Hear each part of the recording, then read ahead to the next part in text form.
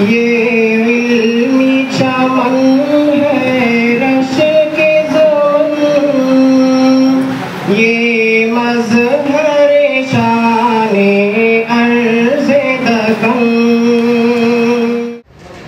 नहमदुहु व नुसल्ली अला रसूलिहिल करीम, अम्मा बाद, फ़अऊज़ु बिल्लाहि मिनश शैतानिर रजीम, बिस्मिल्लाहिर रहमानिर रहीम।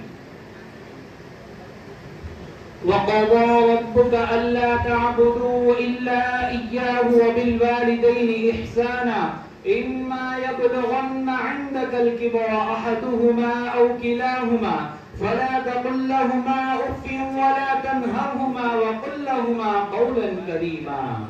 सदक़ल्लाहुल अज़ीम।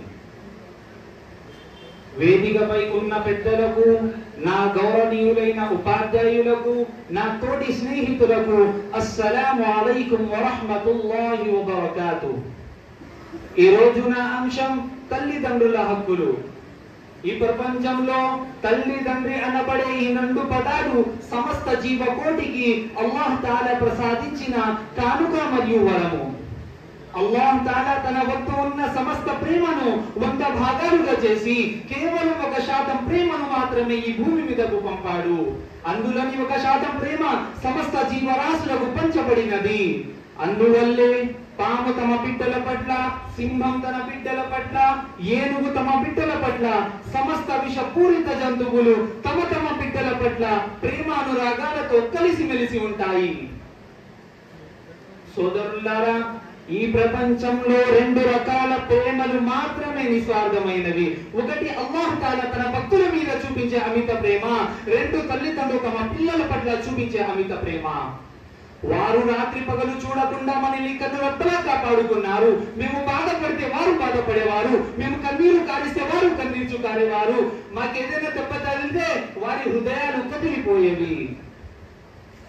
మేము రాత్రంతా నిద్రపోకుండా చేస్తే వారు మోదార్చేవారు, కానీ ఒక దెబ్బ కూడా కొట్టేవారు కాదు. మేము నడిచే స్థాయికి ఎదిగితే వారి ముఖం మీద చిరునవ్వులు వెదజల్లేవి. మేము చదివే స్థాయికి ఎదిగితే వారు చూసి మురిసిపోయేవారు. మేము అమ్మ అంటే వారు సమస్త సంపద కన్నా ఎక్కువగా భావించేవారు. మాకు పెళ్లి అయితే వారు నిన్ను 100 ఏళ్ళు చల్లగా ఉండాలని దీవించేవారు. మాకు పిల్లలు పుడితే వారు తమ కలను సాకారం చేసేవారు.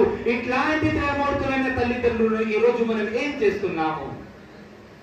ఒక్కసారి తమ హృదయాల పైన చెయ్యి పెట్టి ఆలోచించండి. వాళ్ళ చెమట విలువ మనకు తెలిస్తే వాళ్ళని ఓల్డేజ్ హోమ్లలో ఈ రోజు మనం పెట్టము. అసలు దీనికి కారణం మనకు మన తల్లిదండ్రుల విలువ తెలియదు. దీనినే దివ్య ఖురాన్ లో అల్లాహ్ తాలా ఇలా తెలియజేస్తున్నారు, వఖదా రబ్బుక అల్లా తఅబుదు ఇల్లా ఇయ్యాహు వ బిల్ వాలిదైని ఇహ్సానా, ఇమ్మా యబ్లుగన్న ఇందకల్ కిబర అహదుహుమా ఔ కిలాహుమా ఫలా తఖుల్ లహుమా ఉఫ్ఫిన్ వలా తన్హర్హుమా వఖుల్ లహుమా ఖౌలన్ కరీమా. మీరు ఒక్క దేవుణ్ణి తప్ప మరెవరిని ఆరాధించకండి. తల్లిదండ్రుల పట్ల సద్భావంతో మసులుకోండి. మీ ముందు వారిద్దరిలో ఎవరైనా వృద్ధులే ఉంటే వారిని ఉఫ్ అని కూడా విసుక్కోకండి. కసురుకుంటూ బుద్ధిలించి మాట్లాడకండి, వారితో గౌరవంగా మాట్లాడండి. దీనినే మహాప్రవక్త సల్లల్లాహు అలైహి వసల్లం గారు ఇలా తెలియజేస్తున్నారు, రిమర్ రబ్బి ఫీ రబల్ వాలిద్ వ సఖ్తు రబ్బి ఫీ సఖ్తిల్ వాలిద్. మీ నాన్నగారు నిన్ను ఇష్టపడితే అల్లాహ్ కూడా నిన్ను ఇష్టపడతాడు. మీ నాన్నగారు నీతో కోపంగా ఉంటే అల్లాహ్ కూడా నీతో కోపంగా ఉన్నాడు. మరో చోట ఇలా ఉన్నది, అల్ వాలిదు ఔసతు అబ్వాబిల్ జన్న, తండ్రి స్వర్గ ద్వారాలలో మధ్య ద్వారం అని చెప్పబడినది. మరో చోట మహాప్రవక్త సల్లల్లాహు అలైహి వసల్లం గారు ఇలా తెలియజేస్తున్నారు, అల్ జన్నతు తహత అక్దామిల్ ఉమ్మహాత్, తల్లి యొక్క పాదాల కింద స్వర్గం ఉందని చాటి చెప్పబడినది.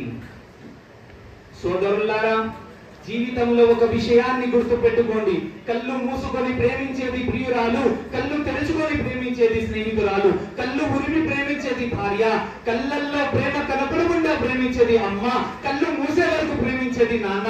అమ్మ ప్రపంచానికి నిన్ను పరిచయం చేస్తుంది, నాన్న ప్రపంచాన్ని నిన్ను పరిచయం చేస్తాడు. అమ్మ భద్రత, నాన్న బాధ్యత. సోదరులారా, అందువల్లే ఇప్పుడైనా మనము మన తల్లిదండ్రుల విలువని తెలుసుకొని అల్లాహ్ కోపానికి చూడాలా. అల్లాహ్ తాలా మనందరినీ తల్లిదండ్రుల పట్ల విధేయతగా ఉండేలా చెయ్యుగాక. ఆమీన్. వ ఆఖిరు దావానా అనిల్ హమ్దులిల్లాహి రబ్బిల్ ఆలమీన్.